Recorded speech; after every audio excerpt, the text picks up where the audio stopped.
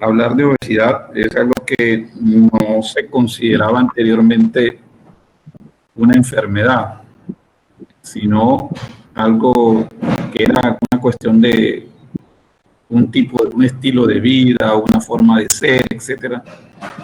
Cosa que ha tenido controversias digamos, a nivel del punto de vista social. Y cuando nosotros hablamos de obesidad, debemos mirar esto como una cuestión que es una bomba de tiempo. La obesidad se puede ver como una cosa artística, pero realmente para la salud representa otra cosa. Es lo que ustedes están viendo, que es una bomba de tiempo. El otro aspecto importante es, y poniéndonos a tono con las palabras que hemos utilizado, la obesidad y el sobrepeso es una pandemia realmente preocupante. Y a lo largo de la clase vamos a ver por qué es preocupante.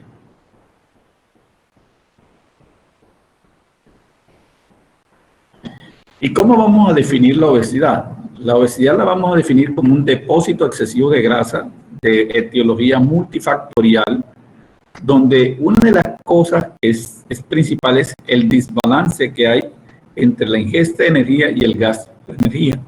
Cuando la ingesta aumenta más, el gasto de energía disminuye, hay un depósito excesivo de grasa que lleva a que el paciente acumule grasa y es lo que conocemos como obesidad. En el mundo, más de 2.000 millones de personas tienen sobrepeso o es obeso. Y si nosotros vamos a definirla ya de una manera más exacta, la obesidad es una enfermedad crónica, recurrente, multicausal, que afecta el desequilibrio neuroinmunometabólico y psicosocial o psicobiosexual. Esto es muy importante porque el enfoque de esta enfermedad no solamente debe ser biológico, no debe ser pensando solamente en la parte orgánica, sino factores asociados que pueden llevar a que se presente esta enfermedad. Se define como la acumulación de grasa que compromete la salud y tiene una condición importante que es inflamatoria a partir del tejido adiposo disfuncional que está relacionado con la comorbilidad. Ahora, ¿cómo nosotros podemos ver la probabilidad de que una persona esté acumulando grasa? Con una fórmula que se llama el índice de masa corporal. Esta fórmula es la relación del peso sobre la estatura al cuadrado. Y todo el punto de corte es 25. Todo paciente que tenga un índice de masa corporal de 25 kilos por metro cuadrado o que tenga un punto de corte por encima de 30, podemos clasificarla en dos partes, sobrepeso u obesidad. La probabilidad de obesidad por encima de 30 es 100%. La probabilidad de por encima de 25 a 29.9 es sobrepeso. Por eso es bien importante en los pacientes no solamente tomarle los signos vitales, sino pues realmente medirle el peso y la estatura. Esto ha llevado a que se clasifique este estadio de obesidad normal cuando el índice de masa corporal es entre 18.5 y 24.9, es el peso promedio en la comunidad. Sobrepeso de 25 a 29.9, como habíamos hablado, y la obesidad va en diferentes grados, grado 1, 2 y 3, de acuerdo a como ustedes lo ven en la tabla.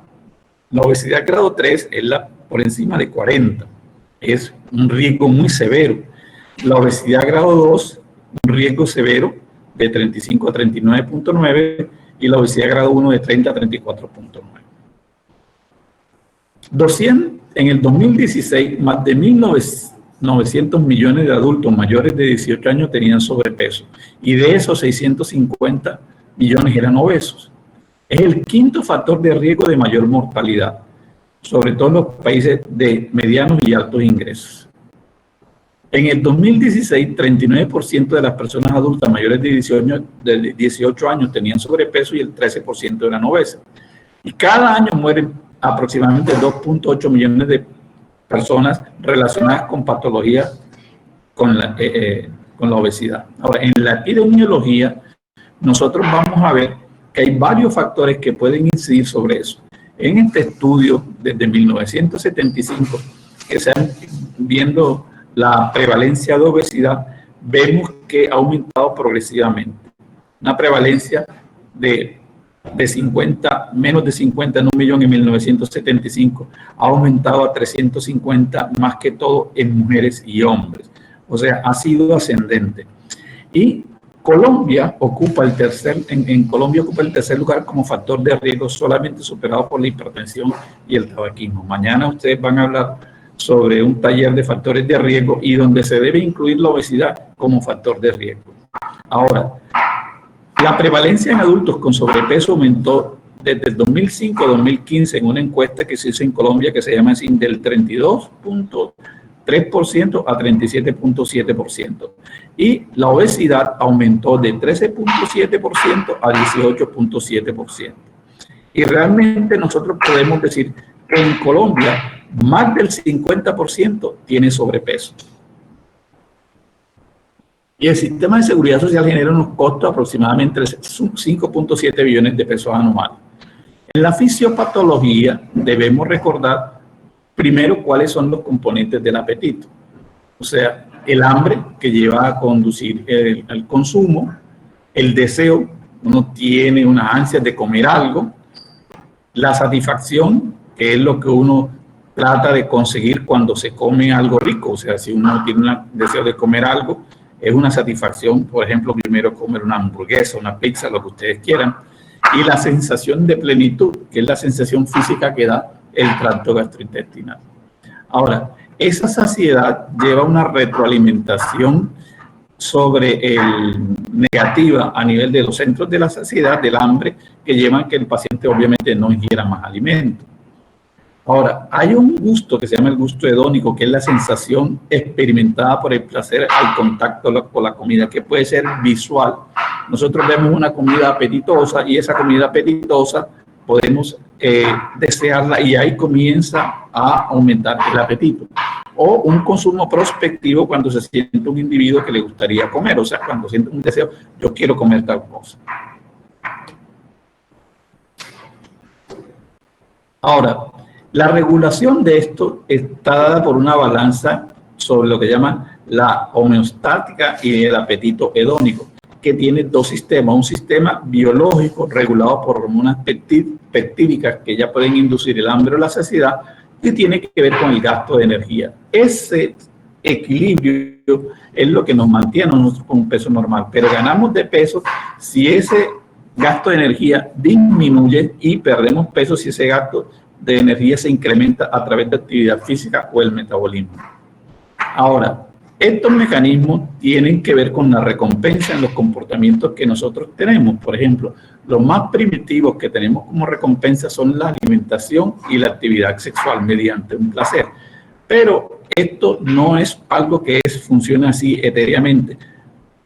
Funciona por presencia de señales de saciedad, por el consumo de alimentos o por eso que nosotros adquirimos una atracción hedónica en los alimentos que son ricos en calorías, que son los que nos llevan a la obesidad.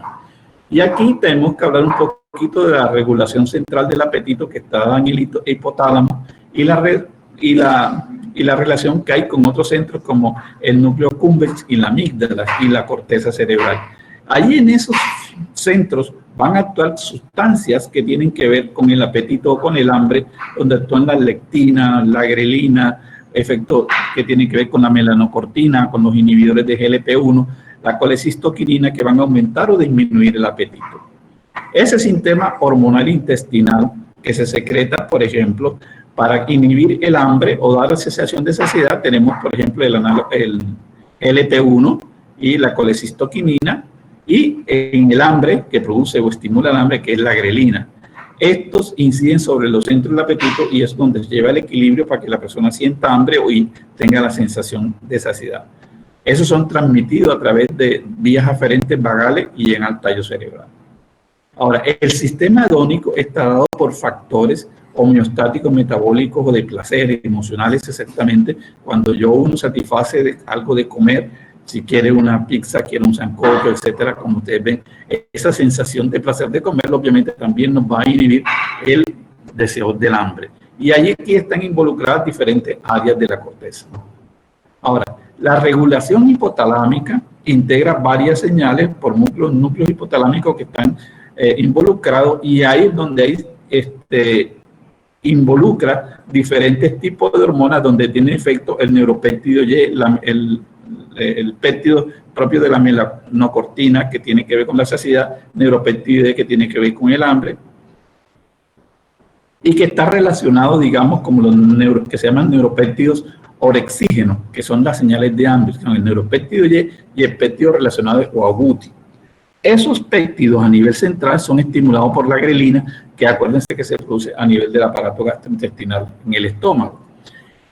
Los neuropéptidos anorexígenos, que son las señales de saciedad, tienen que ver, por ejemplo, el transcriptor regulador de la cocaína y anfetamina, centro a nivel del hipotálamo, y la proopiomelanocortina. Son estimulados por el análogo, por el GLP-1 propiamente dicho, la colecitoquinina, elementos dentro de todo secretados por el aparato gastrointestinal. O sea, esas señales periféricas realmente actúan sobre la saciedad y sobre el hambre. Sobre la saciedad, disminuyendo el apetito, necesariamente en el hipotálamo, con unas neuronas de segundo orden, y el apetito, obviamente, con los mecanismos que van a aumentar esto, llevando a que esa alimentación, obviamente, se aumente o se disminuya de acuerdo a lo que esté predominando. Si es la grelina, señales de hambre; si es el neuropéptido Y o la propia melanocortina, péptidos de saciedad; y algunos efectos, por ejemplo, la leptina y la insulina tienen señales para acumular grasa. Ahora, hay factores de riesgo que se producen mutaciones en los receptores de la melanocortina que pueden predisponer a adiposidad hereditaria desde muy temprano. Pero no solamente en la parte hereditaria, también hay factores ambientales, fisiológicos, conductuales, económicos y sociales. O sea, por eso es que al principio en la definición decíamos que la obesidad no solamente era un aspecto biológico, sino multifactorial, donde están los factores biológicos, psicosociales, etcétera, que iban a llevar al comportamiento anormal de una persona. Los factores genéticos, deficiencia en los receptores de leptina y melanocortina, que son expresados en el hipotálamo, también llevan una regulación positiva de la energía, lo que lleva a un aumento de peso. Bueno, la heredabilidad de la obesidad puede ser entre un 40 y un 70%. Y eso tiene mucho que ver también con periodos críticos en la ganancia de peso de los pacientes. Por ejemplo, los primeros 1000 días desde la concepción, o sea, desde los 9 meses de la concepción, el primer año y segundo año es lo que se llama un periodo crítico. Si la mamá tiene aumento de peso, si el niño nace con alto peso al nacer, puede ser una persona que pueda llevar a adiposidad. Cuando el niño llega a los 4 o 6 años, hay una disminución de ese peso, y posteriormente en la prepubertad aumenta de peso, llevando a ganar peso y siendo un paciente obeso en adulto. Hay una disregulación del balance de energía. Realmente tenemos que ver si hay un neuropéptido que inhibe el hambre o excita el hambre, que actúa sobre el núcleo acuato, y que son mecanismos que actúan coordinadamente desde el tejido adiposo, el estómago y páncreas, y otros que últimamente han aparecido son resultados de la microbiota intestinal. Ahora, esto tiene efecto a corto y largo plazo. O sea, en esto nosotros podemos ver ya la balanza donde hay los diferentes mecanismos de gesta de energía que dependen de las medicaciones, el estrés emocional, la microbiota, el mismo sistema endocrino, el sistema nervioso, y los del gasto de energía, que tiene que ver mucho con el tejido graso, la carencia de sueño, la actividad física muy poca, que llevan a que el paciente vaya balanceándose hacia la obesidad. Para esto, pues hay que hacer un enfoque desde el punto de vista de políticas públicas, organizaciones que lleven al control de la obesidad y lleven también a que el paciente tenga un ambiente social y familiar de acuerdo para poder hacer un tratamiento y impacte sobre el mismo individuo. Ahora, hablemos un poquito del tejido adiposo. El tejido adiposo secreta proteínas que desempeñan importantes funciones fisiológicas, y ese tejido adiposo no solamente es acumulación de grasa, perdón. O sea, uno anteriormente decían que el tejido adiposo era la reserva de energía, acumulaba grasa y no más, pero sabemos que el tejido adiposo es los mayores órganos endocrinos que tienen una regulación autocrina y paracrina, y que ellos intervienen no solamente en la función endocrina, sino en la función endotelial. Hay células inmunitarias y células que son precursoras de los adipocitos. Y estas son las hormonas secretadas por los adipocitos. Ustedes pueden ver hormonas como la leptina, la resistina, la adiponectina, citoquinas que tienen que ver con la inflamación, interleuquina 1, 6, 8 y 10. Y recuerden que esto es importante porque ahora vamos a ver que la obesidad es una alteración inflamatoria en todo el organismo, tiene que ver con las comorbilidades. Fíjense ustedes que también actúan, secretan factores del complemento, proteínas de respuesta de fase aguda, aptoglobina, glucoproteína ácida y otras que tienen que ver como inhibidores de la actividad tisular del plasmitono. O sea, no es un órgano solamente de almacenamiento, es un órgano también que actúa de manera endocrinológica con determinadas sustancias que actúan sobre el metabolismo. Y esto es lo que yo le quiero decir: cuando el paciente tiene aumento de peso, el tejido adiposo normal tiene un balance entre sustancias que son pro y antiinflamatorias. Cuando eso cambia, aumentando el balance de energía positiva, que hay aumento del tejido adiposo, hay aumento de las adipoquinas proinflamatorias y disminuyen las adipoquinas antiinflamatorias. Cuando hay ese balance de esas sustancias, hay una respuesta inmune adecuada, una homeostasis vascular y no hay alteraciones en el metabolismo de la glucosa. O sea, hay una protección contra ese desbalance vascular sobre la diabetes mellitus y sobre las enfermedades cardiovasculares. Sin embargo, cuando esto cambia, cuando hay ese tejido adiposo inflamatorio, ustedes ven una respuesta inmune alterada, una disfunción vascular y alteraciones en el metabolismo de la glucosa, con alteraciones en la angiogénesis, lo que lleva a un incremento de riesgo cardiovascular. Esta es la fundamentación importante que hay de la adiposidad como factor de riesgo, en este caso enfermedad cardiovascular. Y ustedes recuerdan en histología que hay diferentes tejidos adiposos, un tejido adiposo blanco, un tejido adiposo pardo y otro que es beige. El tejido adiposo blanco es el de la acumulación de grasa, el que tiene que ver más que todo con la morbilidad que se acumula a nivel de la grasa visceral y la grasa corporal total. El tejido pardo es el que encontramos y se encarga de la termogénesis en el organismo. En el ser humano lo encontramos sobre todo en la región cervical, en la región superior del tórax.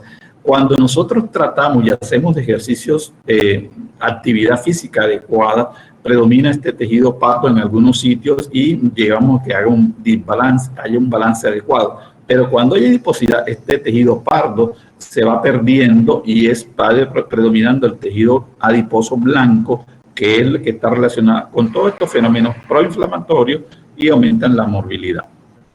Ahora, aquí vemos un esquema de esta fisiopatología: el aumento de las adipoquinas, el aumento de la producción de lípidos, la actividad aumentada del sistema nervioso simpático, del sistema renina-angiotensina, aldosterona y el mecanismo de estrés, tiene impacto sobre los diferentes órganos. Miren ustedes la adipoquina, el aumento de ella lleva efectos antiinflamatorios, deterioro de las señales correspondiente a la insulina y aumento de la resistencia. Y el aumento de los lípidos por hidrólisis de los triglicéridos lleva a que haya liberación de ácidos grasos libres, aumentando la lipotoxicidad y que haya dislipidemia.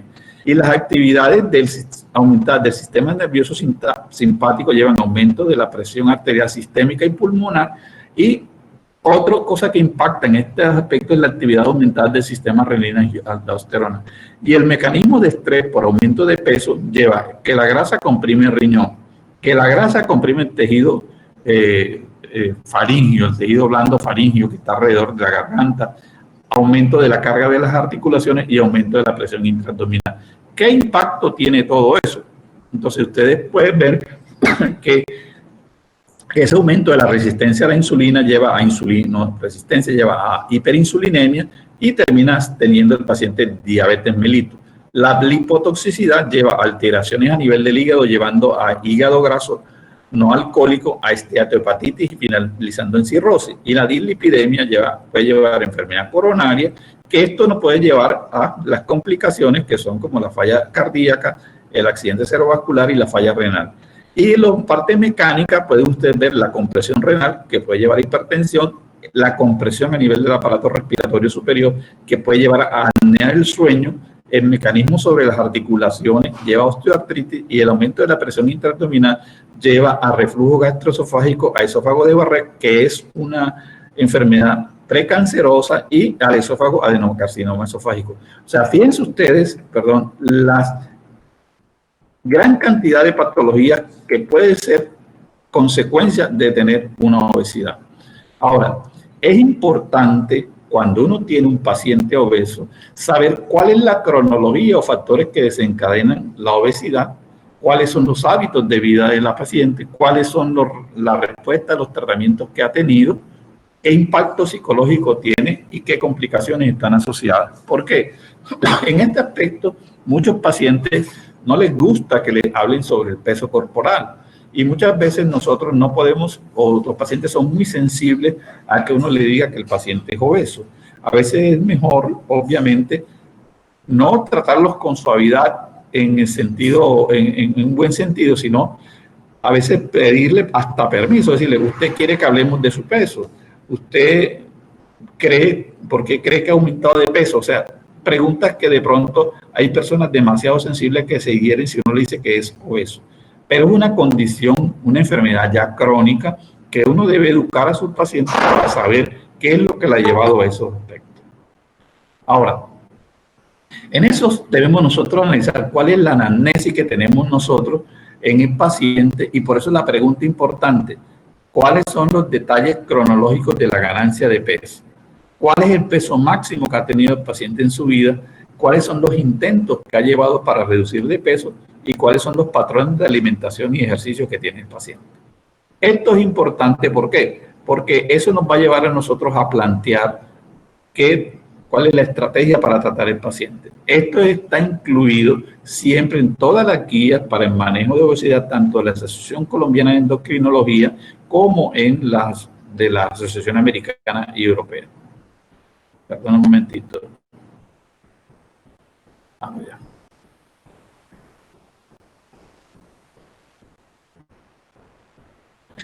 Bueno, entonces, si nosotros vamos a interrogar, una de las cosas bastante importantes que debemos tener en cuenta, además de los alimentos, además de los hábitos, es el entorno que tiene el paciente. ¿Por qué? Porque muchos de estos pacientes tienen alteraciones del comportamiento psiquiátricas y están ingiriendo medicamentos. Y los medicamentos de la familia psiquiátrica, como por ejemplo antipsicóticos, como la clorpromacina, la clozapina, el haloperidol, antidepresivos tricíclicos como la amitriptilina, la mirtazapina, son medicamentos que se usan muchos en componentes de ansiedad, depresión, pueden llevar a aumentar de peso, o también los inhibidores de la MAO. Entonces, la fenotiazina como la clorpromacina son medicamentos que se utilizan muy frecuentemente en los pacientes que tienen trastornos de comportamiento, tienen patología psiquiátrica y aumentan de peso. Y muchas veces el paciente llega a la consulta de uno con una consecuencia de la obesidad y encontramos que el paciente tiene un trastorno del comportamiento y tiene una patología psiquiátrica que está siendo medicada. También por otros medicamentos que, como ustedes pueden ver ahí, los anticonvulsivantes o estabilizadores del ánimo, como el litio, el valproato, la gabapentina, la carbamazepina, o antihipertensivos tipo terazocina, clonidina, el propranolol, el metoprolol, pueden contribuir también a aumentar de peso. Y antidiabéticos, que ustedes saben bien, como la insulina, que es una hormona análoga, o sulfonilurea, que es un secretagogo, que también tiene ese efecto por aumento de peso, al igual que las diazolinidionas. Los anticonceptivos y los corticoides, o sea, los corticoides sobre todo en enfermedades autoinmunes. O sea, fíjense ustedes que no solamente la parte de alimentación, sino los medicamentos que puede tener el paciente de todo tipo. Y cuando vamos a mirar el paciente, lo hemos interrogado y hemos visto varios aspectos, vemos que cuál es la exploración física que vamos a hacer. identificar si el paciente tiene hipertensión, si el paciente tiene alguna endocrinopatía, como hipercortisolismo, hipotiroidismo y anormalidades del fenotipo sugestiva de algún trastorno genético. ¿Qué exploraciones complementarias vamos a hacer?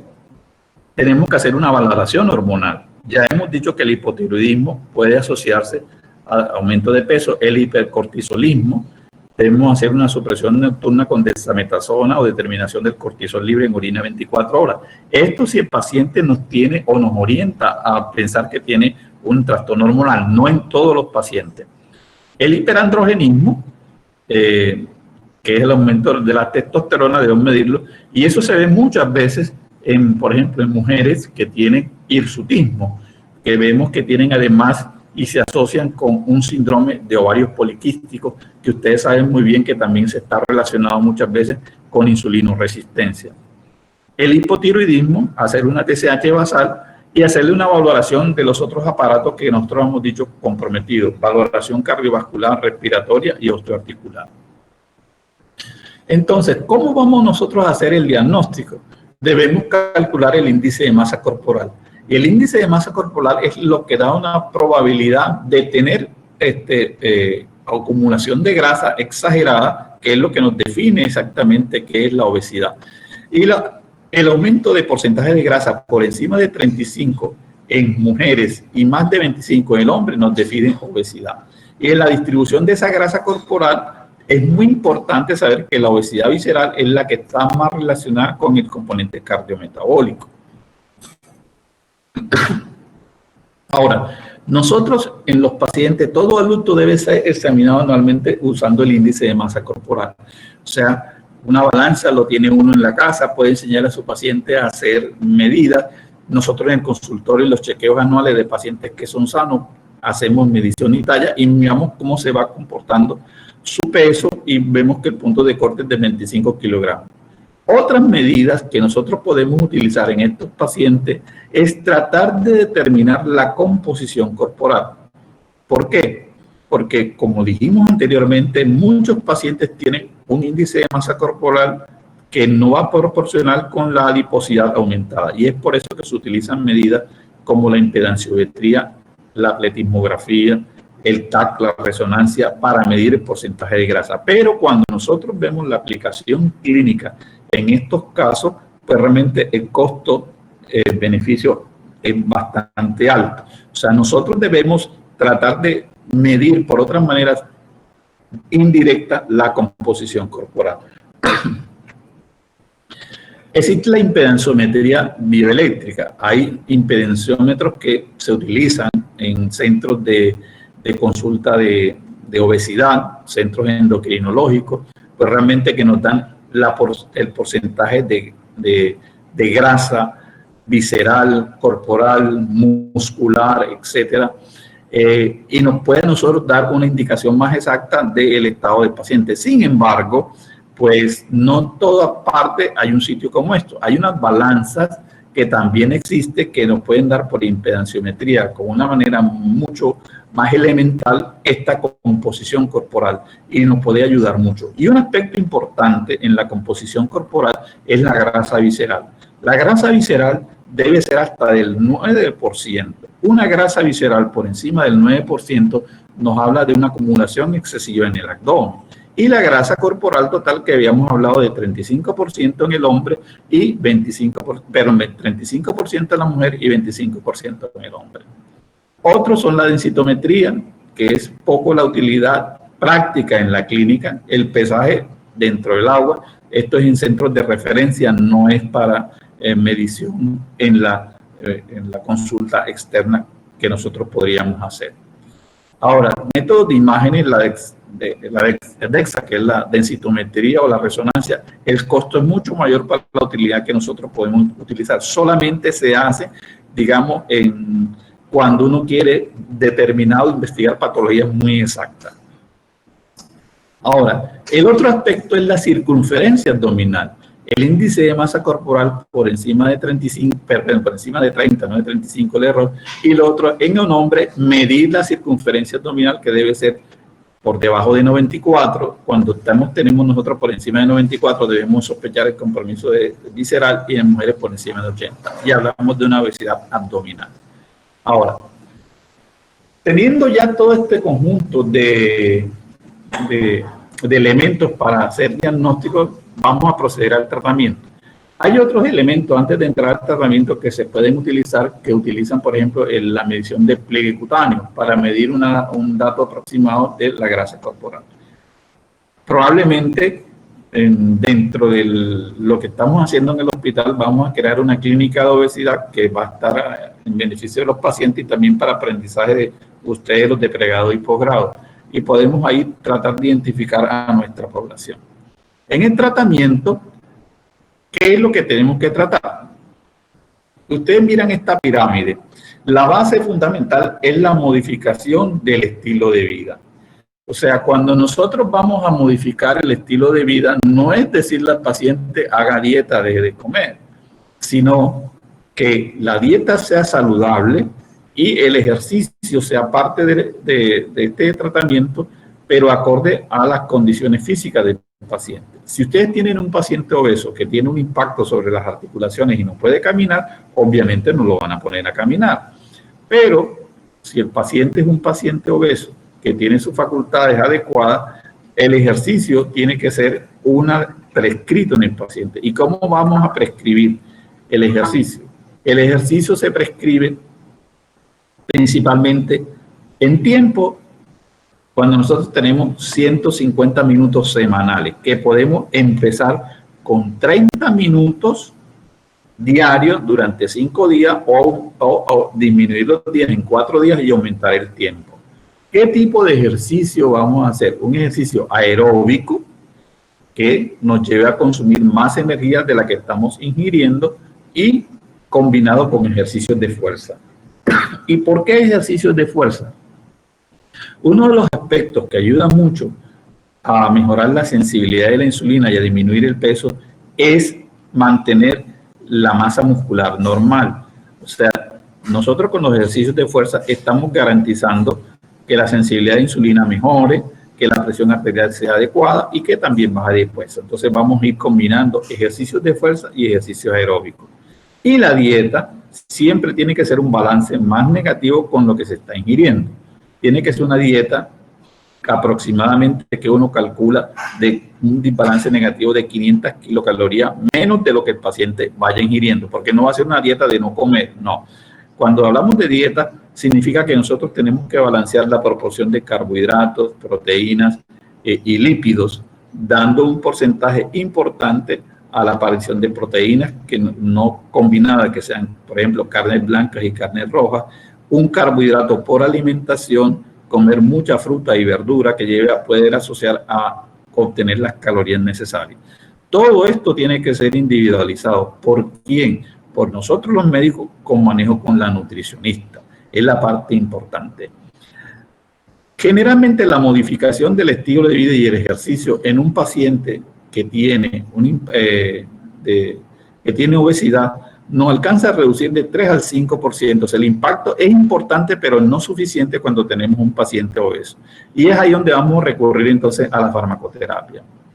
O sea, cuando nosotros vamos a recurrir a la farmacoterapia es cuando ya hemos dado toda la parte nutricional y de actividad física pues agotada. Y otra parte que es piedra angular para el tratamiento es la parte psicológica. Porque si nosotros tenemos un paciente que tiene trastorno de la alimentación por ansiedad, debemos ver qué impacto tiene en su personalidad, en su comportamiento, puede llevarlo a que psicología lo pueda ayudar. Muchos pacientes que son obesos tienen una autoestima disminuida y solo con el hecho de disminuir de peso, esa sensación de bienestar lleva a que la calidad de vida cambie y vaya aumentando esa autoestima, y personalmente uno ha observado que su comportamiento cambia radicalmente. O sea, esa pérdida de peso que uno alcanza a observar en los pacientes es tan beneficiosa desde el punto de vista biológico y psicológico. Ahora, las pérdidas de peso muchas veces no son suficientes con el estilo de vida y son difíciles de mantener. es ahí donde nosotros vamos a utilizar la parte de farmacoterapia. Aquí está resumido lo que ustedes tienen, lo que yo he visto, cómo uno prescribe el ejercicio y la cantidad. Ahora, hay una clasificación que se llama de Edmonton, que es una clasificación que tiene que ver no solamente los riesgos médicos, los psicológicos, sino las limitaciones funcionales. Y uno hace una valoración del paciente y si ve que el paciente no tiene factores de riesgo asociados con la obesidad, no tiene síntomas y no tiene limitaciones físicas, puede clasificarlo en un estadio 0 y son pacientes que puede uno intentar solamente dar dieta y ejercicio. O cuando tiene factores subclínicos relacionados con la obesidad, los síntomas son leves y hay limitación muy leve de su capacidad funcional.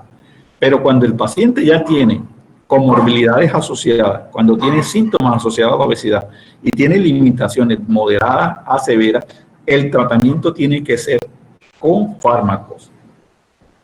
O sea, ustedes pueden verlo del estadio 2 al 4 en la clasificación de Edmonton, nos obliga a utilizar fármacos y que debe ser ya prescrito por el médico.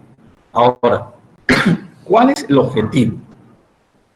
El objetivo nosotros lo podemos trazar por porcentaje, no por kilos de peso. Muchas veces, y en la cultura general, decimos un paciente de 1,72 debe pesar 72 kilos y el peso ideal. Si llega a la consulta y pesa 110 kilos, nosotros vemos que muchos médicos le dicen, tú tienes que alcanzar tu peso ideal. Tu peso ideal es de 72. Imaginen ustedes, de 110 a 72 es mucho. O sea, eso no lo van a conseguir. Y muchas veces, si uno le pone esas metas al paciente, lo que le va a traer es frustración. Entonces, debemos hablar de porcentaje de reducción de peso. O sea, cuando un paciente reduce más del 5%, se ve un impacto ya significativo. Pero si nosotros vamos a hablar de beneficio de la reducción de peso, solo reducir el 3% comienza a verse el impacto sobre los triglicéridos, sobre la hemoglobina glicosilada. Ahí comienza uno a ver sobre los lípidos. En etapa inicial comenzamos a perder el 3% de su peso. Si el paciente tiene un 5% o más de la pérdida de peso, ese beneficio no solamente es en la prevención de la diabetes, en la dislipidemia y la hiperglicemia, sino se refleja en la parte del hígado graso, en la osteoartritis, en el estrés y en la hipertensión y en el periodo que tiene que ver también con el ovario poliquístico. Eso mucho tiene en la medida en que aumenta la pérdida de peso de 3 hasta un 15%, los triglicéridos siguen disminuyendo, la hemoglobina glicosilada sigue disminuyendo y la presión arterial también impacta.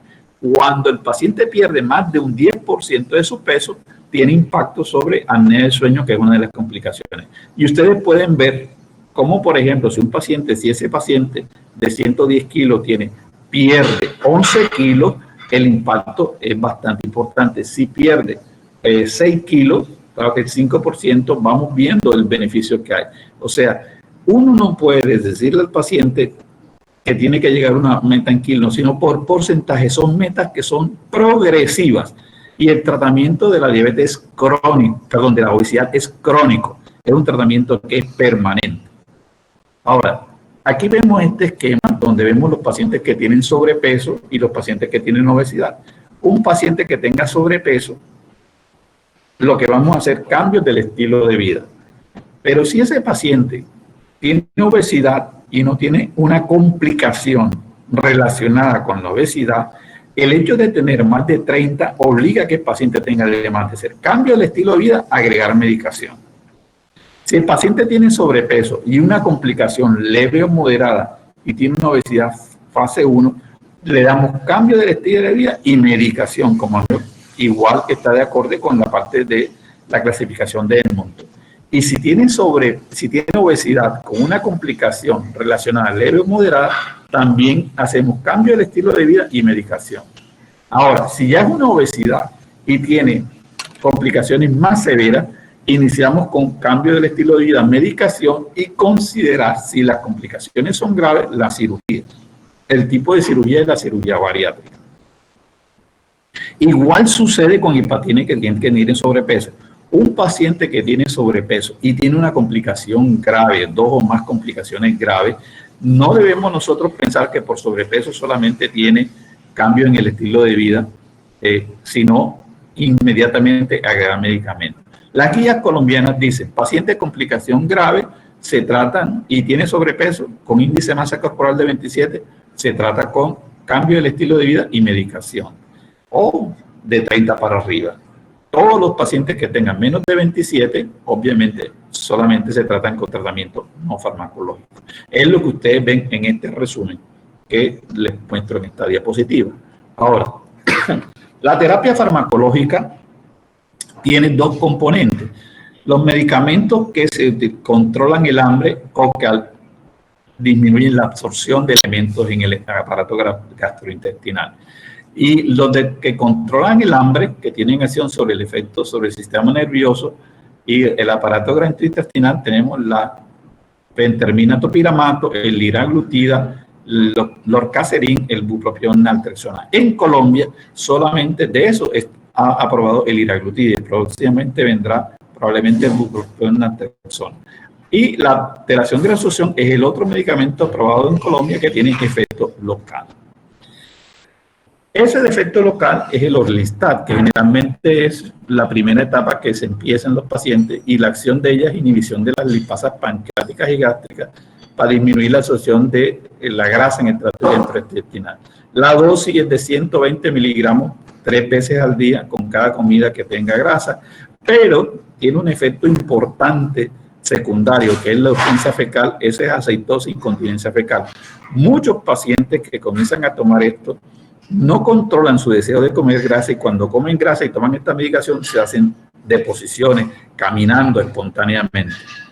Realmente es un medicamento que puede ser tolerado si el paciente tiene una dieta adecuada, pero los efectos secundarios hacen muchas veces que la adherencia se pierda.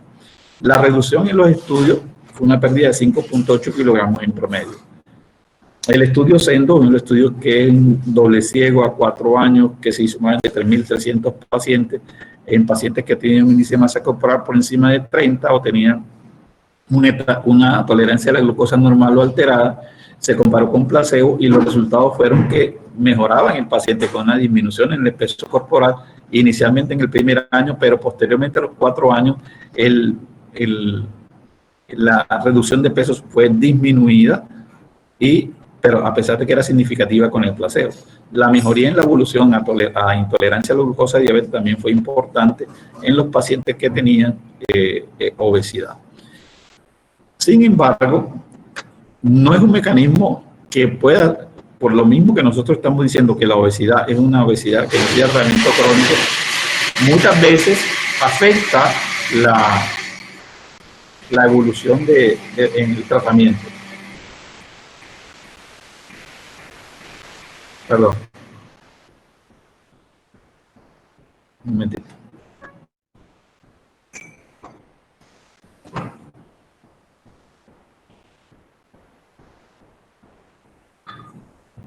Entonces tenemos la liraglutida, que es un análogo del glucagón, un péptido similar al glucagón 1, o GLP-1, que se libera cuando nosotros ingerimos alimentos fisiológicamente. Ello favorece.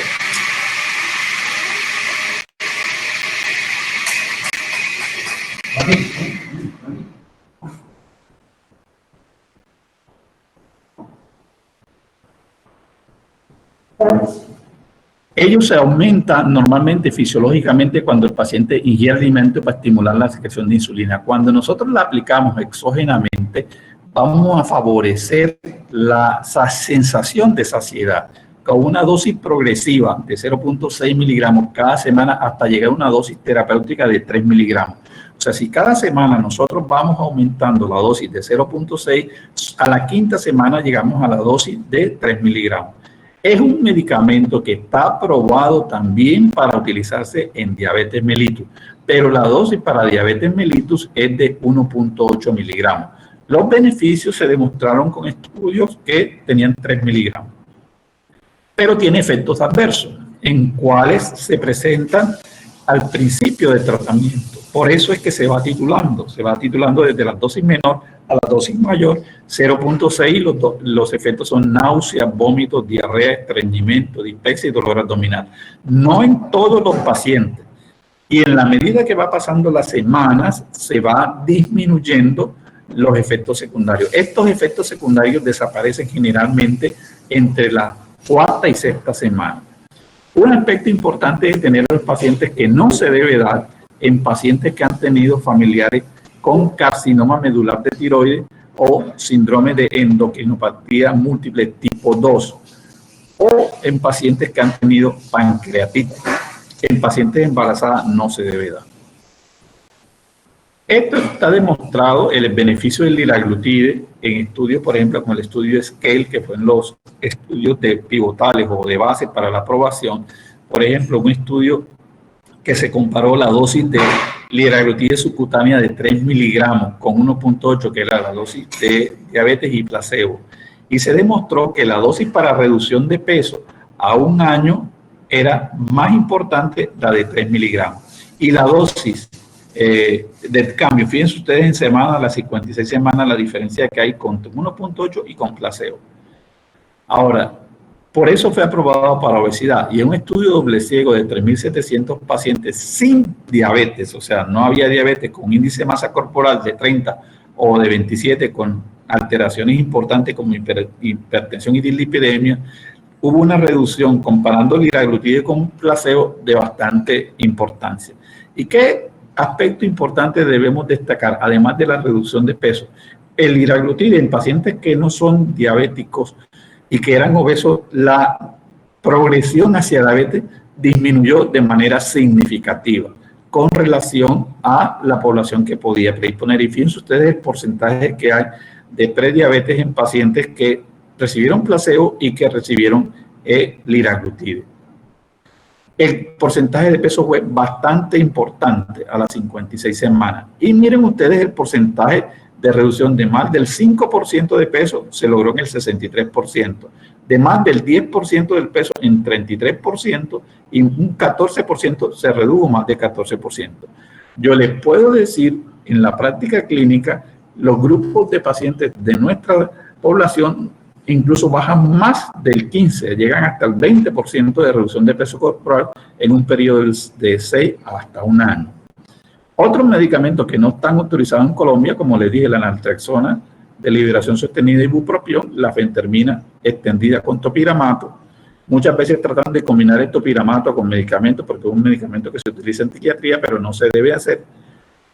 La naltrexona y el bupropión actúan en dos áreas separadas del cerebro, el núcleo 4 y la región mesolímbica, que está asociado con el sistema de recompensa, y la fentermina, que es un agonista adrenérgico que aumenta el gasto energético de energía, y el topiramato, que tiene un efecto sobre las calorías mediadas, digamos, por los receptores gamma aminobutílicos. Un aspecto importante de este medicamento es los efectos secundarios. Y la lorcacerina, que es un agonista selectivo de receptores de serotonina, de 5-hidroxitinamina, y reduce el apetito y aumenta la saciedad, pero tiene unos efectos importantes como son la cefalea, los mareos, la fatiga, la náusea, la boca seca y el estreñimiento. Esto es un resumen realmente de lo que nosotros vamos a hacer con los pacientes. Piense usted un plan nutricional, un déficit de calorías de 500 calorías al día, favorecieron 3 o 4 comidas, incrementar la actividad física, los cuidados culturales y psicológicos del paciente, como habíamos visto, y los hábitos de sueño. Se hace un seguimiento cercano siempre a 2 o 3 meses con visitas constantes, pueden ser quincenales o mensuales, y si el paciente disminuye de peso, debemos establecer el control de todo eso, optimizar la parte nutricional, medir la parte del ejercicio. Ahí podemos apoyarnos con un terapista físico, etcétera, con un fisiatra. Pero si el paciente gana peso o mantiene peso y no, debemos inmediatamente pensar en hacer tratamiento farmacológico y llevar al paciente a iniciar Orlistat o liraglutide de 3 miligramos. El Orlistat obviamente también se empieza a 120, se va incrementando semanalmente a 240 y hasta 360 para lograr la dosis terapéutica. Sin embargo, recuerden los efectos secundarios de diarrea explosiva e incontinencia que se pueden presentar, y muchas veces el paciente por eso los rechaza. Ahora, ya para terminar, lo último, el manejo quirúrgico, que es lo que se conoce como cirugía bariátrica, está indicado en pacientes que tienen índice de masa corporal entre 35 y 40, con complicaciones como la diabetes, apnea del sueño y factores de riesgo cardiovascular de difícil control. Aquí dice de 30, pero generalmente la indicación es más de 35, y cuando el índice de masa corporal es por encima de 40, o sea, una obesidad mórbida, independiente de las comorbilidades. Ahora, ¿qué tipo de cirugía hay? Es lo que se conoce como banda gástrica. Realmente tratar de disminuir la luz del estómago. Sin embargo, esto está cayendo en desuso porque trae a veces mucho efecto secundario, y los que más están es lo que se llama el elip gástrico. ¿Qué es el elip gástrico? Es cortar un exceso de una parte del estómago y removerlo. Con esto que estamos logrando, primero, disminuimos la capacidad gástrica, y segundo, ustedes saben que el estómago es el principal secretor de grelina y no le va a dar hambre al paciente. Estos cambios son irreversibles, estos no son cambios transitorios. O sea, un paciente que sabe que va a disminuir su capacidad gástrica no puede ingerir grandes cantidades de alimentos porque tiene efectos secundarios. Y lo otro es hacer lo que se llama una cirugía en J. de Roux, que lleva a quitar o impedir el paso de alimentos por el estómago y por el duodeno, donde se absorben gran cantidad de alimentos, y hacer desde el esófago hasta el yeyuno. Cuando ocurre esto, pues obviamente el paciente baja de peso. Esto también es irreversible, lo que nos puede llevar a nosotros a que una gran cantidad de peso, de pérdida de peso y algunos efectos secundarios. Y ustedes se pueden imaginar las vitaminas liposolubles y ciertos alimentos que se necesitan reponer de manera permanente, porque ya no van a pasar por el estómago los alimentos y no se va a ingerir. Esto tiene sus complicaciones. Muchas veces puede producir vómitos por la capacidad limitada que tiene el estómago. Resulta una limitación significativa de la comida que uno va a ingerir, y eso a veces en muchos pacientes es, desde el punto de vista psicológico, algo frustrante. Hipoglicemia postprandial, que es otra complicación que se puede presentar sobre todo en los pacientes que hacen derivación gástrica o en J. de Roux, que es la tercera cirugía que le mostré, y pueden tener hipoglicemia postprandial con un riesgo más de 2 a 7 veces que una parte normal. Esto puede aparecer 2 a 9 años después de realizar la cirugía. Y el otro es el síndrome de dumping, el síndrome de vaciamiento rápido, que la comida prácticamente pasa por ese remanente del estómago muy poco y se lleva a que aparezcan dolores como epigastralgia, diarrea, dolor abdominal, taquicardia, incluso puede llevar a síncope en el paciente. Estas complicaciones muchas veces uno las ve en los pacientes que hacen cirugía bariátrica. La cirugía bariátrica, llaman los bariátricos como la cirugía para curar la diabetes. Hay estudios que demuestran una reversión de los pacientes obesos que son diabéticos, hipertensos y con toda dislipidemia a valores normales, y muchas veces hay que retirar los medicamentos para la hipertensión. La hemoglobina glicosilada y la glucosa se controla, pero recuerden lo que les dije, hay déficit de vitamina, y una complicación de la cirugía bariátrica puede ser la esteatohepatitis, una complicación por la gran pérdida de peso. Y además de eso, debemos tener en cuenta que a veces el paciente que tiene factores como la hipertensión reduce de peso y posteriormente aparece la hipertensión a pesar de haber reducido peso. Por eso hay que monitorizarlo de manera secuencial. Estos pacientes no, entre comillas, se curan, se controlan, pero hay que hacerle seguimiento. Ahora, la cirugía bariátrica no deja siempre pérdida de peso permanente. Hay pacientes que reganan peso. Cuando uno habla de reganancia de peso, tiene que pensar entonces ya no hacer cirugía adicional, sino hacer tratamiento con cualquiera de los medicamentos. Y el medicamento de elección para esos casos es la liraglutide. Le quiero compartir para cerrar, este es un paciente de mi consulta particular. Me manda la foto de un paciente que está muy feliz por tener un índice de masa corporal que tenía casi 37, está acá en la parte derecha, muestra el perfil de su reducción de su peso. Es un paciente que esto lo logró en un tratamiento a un año, su calidad de vida cambió, tenía una apnea del sueño que resolvió de manera permanente y pues yo obviamente está feliz. Ustedes ven que comparte su foto, no sé si la podrán en las redes sociales, él con autorización me dio esto para que lo pudiera presentar, porque él cree que antes de hacer cirugía, él era opuesto a la cirugía, se debe hacer tratamiento médico y ordenar adecuadamente la dieta y la alimentación. Muchas gracias, muchachos, y si tienen preguntas pueden hacerlas. Sí, profesor. Bueno, primero que todo, buenos días. Mi pregunta va enfocada más que todo a un problema de salud pública. Y es que en nuestra sociedad se cree que, pues coloquialmente se dice, los niños cortitos y bonitos. Entonces, mi pregunta es, más allá de que la persona a partir de la pubertad pierda peso, el hecho de que durante toda su infancia haya estado en sobrepeso influye eh, a largo plazo, sí, a largo plazo, pues, en su salud.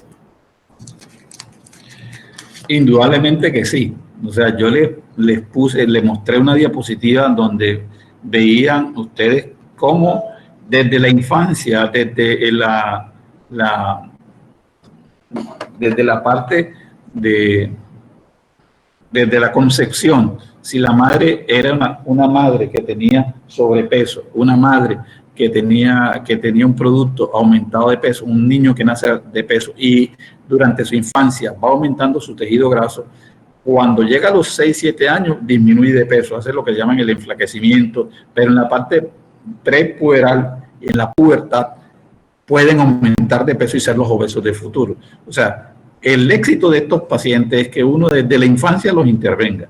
Por eso es muy importante que los hábitos alimentarios en los niños sean adecuados. Y es lo que estamos viendo, las campañas que se están utilizando para quitar toda la comida chatarra, que es lo que contribuye. Eso debe empezar desde la misma infancia, desde la alimentación de la madre cuando está en el seno materno y la parte de los lactantes se trata de alimentación adecuada para evitar las complicaciones. Vale, profesor, gracias. Y otra preguntita. Bajo ninguna circunstancia yo podría dar terapia combinada de Orlistat con liraglutide. Realmente no. ¿Por qué? Por los efectos secundarios. Ustedes se pueden imaginar un paciente que tome Orlistat, que de por sí puede aumentar el efecto que hay a nivel gastrointestinal y de la liraglutide, vaya caminando y de pronto ustedes lo ven con el pantalón sucio amarillo y todo eso, una mujer corriendo buscando un baño, etcétera. Y de hecho eso se ha dado porque mucha gente para tratar o con ese afán de bajar de peso han combinado estos medicamentos y los efectos secundarios son muy, muy, muy deleterios. Gracias, profesor.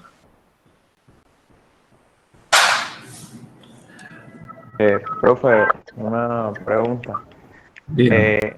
En caso de los fármacos que damos para el tratamiento de la obesidad, cuando se requieren, estos, si llegamos pues, a nuestro objetivo, se quitarían de la misma manera que se dieron, o sea, No, bajando la dosis o...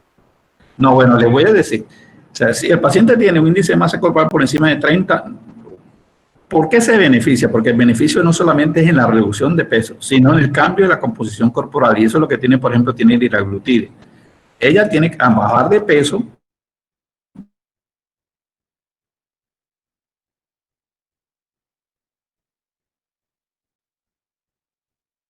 Se cortó. No sé. Esperen, ya le digo, ya le digo. Sí, es que no se escucha.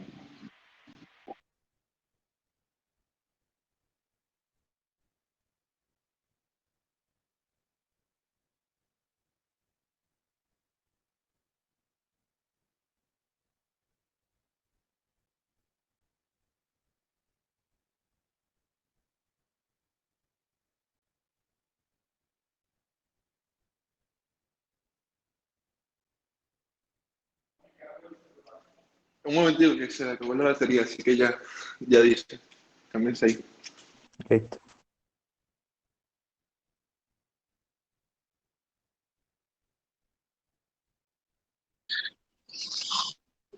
Bueno, me disculpan porque es un inconveniente. Le decía que ¿Por qué no uno no quita la medicación? Porque lo que uno trata en estos casos es de que la liraglutide, que es el medicamento que uno está utilizando, también cambie el tejido adiposo. O sea, porque no solamente es que baja de peso y controla la parte de la glucosa, sino ese tejido blanco puede ir transformándolo en tejido pardo. Y el efecto que tienen los análogos GLP-1, como ustedes van a estudiar, como estudiaron en farmacología, no solamente es sobre el tejido graso, sino sobre la función cardiovascular, sobre la función renal, sobre la parte endotelial. O sea, lo que uno trata de conseguir en estos pacientes es afectar todo lo que está perjudicando al paciente con la medicación. Es lo que nosotros estamos haciendo al dar la medicación. Por ejemplo, los pacientes obesos, muchos dicen que es tratamiento de por vida como la hipertensión. Ahora, es diferente cuando uno tiene un paciente, por ejemplo, con un balance de 20, con un índice de masa corporal de 28 y no tiene una comorbilidad severa, o sea, por ejemplo, es hipertenso, y nosotros lo llevamos con liraglutide a reducir peso y lo llevamos a un índice de masa corporal de 25 o menos. Entonces, ahí sí podemos considerar la reducción de peso, pero haciendo ¿qué énfasis? Haciendo énfasis en la terapia no farmacológica, además de la terapia antihipertensiva. O sea, asociar y controlar la comorbilidad que tenga el paciente. ¿Alguna otra pregunta? Buenos días. Adelante. Adelante, Valeria. O adelante, María Ángela. ¿Quién pregunta? Doctor, buenos días. Yo quería preguntar, ¿por qué con por ejemplo, los inhibidores de la DPP-4 no se podría conseguir ese mismo efecto que con los análogos de GLP-1? Porque los inhibidores de la DPP-4 no van a inhibir la enzima y los niveles séricos, que son endógenos, no tienen suficiente, digamos, potencia para actuar a nivel central. Esa es la gran diferencia, por ejemplo, también de los análogos GLP-1 que tienen a dosis de 1.8 el mismo efecto que tiene el GLP-1 endógeno. Pero cuando nosotros damos una dosis de 3 miligramos, tenemos un efecto de ese GLP-1 a nivel del hipotálamo. Y eso es lo que no vemos a dosis de 1.8. Por eso es que la dosis para obesidad es de 3 miligramos. El efecto con 3 miligramos, además de conseguirse en el sistema nervioso central, también tiene un efecto sobre la hiperglicemia. O sea, si ustedes tienen un paciente diabético obeso, esto sería un medicamento ideal para tratarlo. ¿Por qué? Porque controlamos la glicemia y tiene efecto a nivel central sobre este sistema hormonal que actúa sobre el hipotálamo. O sea, es por esa la razón. Los inhibidores de DPP-4 inhiben la enzima, actúa los GLP-1 endógenos, pero no tienen la cantidad suficiente en suelo para inhibir esa acción a nivel del sistema nervioso. Por eso esa medicación no está indicada para disminuir de peso. Muchos de los médicos la han utilizado como tratar de disminuir de peso. No, no está indicado para bajar de peso. Muchas gracias, doctor. Listo. Buenos días. Hola, María Ángela, adelante. Bueno, quisiera hacer un aporte teniendo en cuenta, bueno, que este tema es sumamente importante, ya que es una epidemia y está causando tantos problemas metabólicos en nuestros pacientes, y es también reflexionar sobre nosotros mismos y nuestro estilo de vida, teniendo en cuenta que somos nosotros los que tenemos este conocimiento, utilizar ese conocimiento de cómo funciona nuestro cuerpo para ser ejemplo para nuestros pacientes, porque si bien es cierto, después de que el índice corporal aumenta el 30%, ya tenemos que iniciar con tratamientos. Lo ideal sería que los pacientes que llegan antes de tener ese índice corporal sean bien vinculados pues a un buen estilo de vida, y para eso ellos nos tienen que ver a nosotros como ejemplo. Entonces, ese era mi aporte. No, y es bien importante, porque una de las cosas que muchas veces hace que el paciente no continúe el tratamiento, no se adherente, es este doctor, ¿cómo me va a decir que baje de peso si es gordo? Les puedo comentar anecdóticamente cosas que uno ha visto en su vida. Llega un paciente a que le den tratamiento por la hipertensión, pero un paciente realmente obeso. Pues obviamente en su valoración le hacemos la indicación. Y después que uno le explica, el paciente se confiesa con uno y dice, doctor, yo vine acá por una razón sencilla.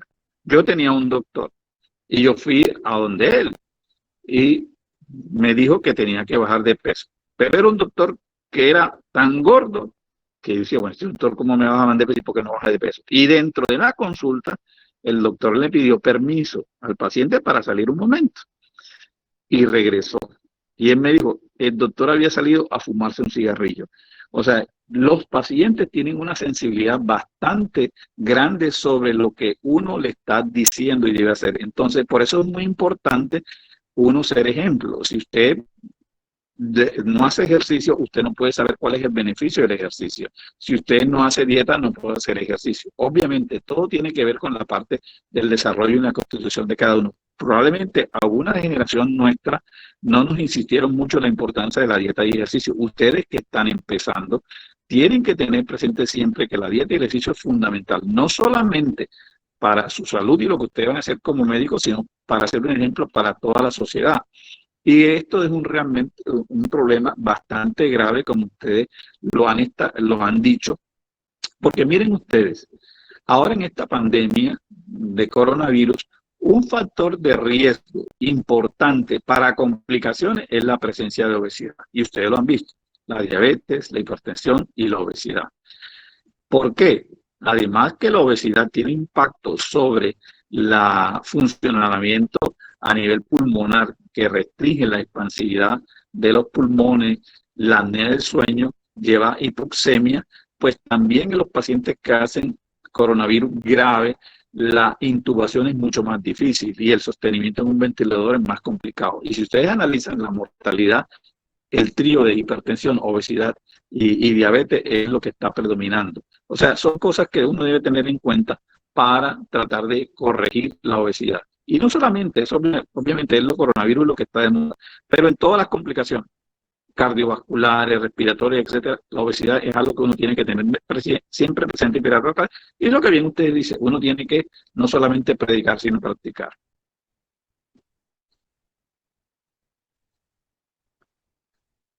Bueno, muchachos, mañana ustedes tienen el taller de riesgo cardiovascular. Espero que los elementos que ustedes hayan visto con diabetes, con obesidad, lo que hayan estudiado de lipidemia, etcétera, mañana pueden preguntar y generar varias cosas con el doctor para que puedan tener claro, porque esto va a ser de todos los días que ustedes van a encontrar eso. Bueno, muchas gracias. Listo, profe, muchas gracias. Bueno, buen día. Gracias, doctor.